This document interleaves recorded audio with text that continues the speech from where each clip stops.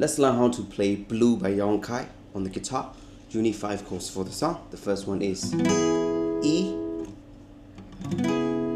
C sharp minor 7, A, B, and sometimes we use A flat too. Alright, for the strumming we're just gonna do 1, 2, 3, 4, 5, 6, 1, 2, 3, 4, 5, 6.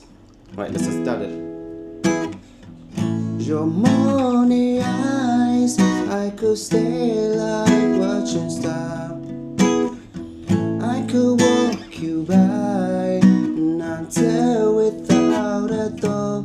You'd be mine, would you mind if I took your hand tonight?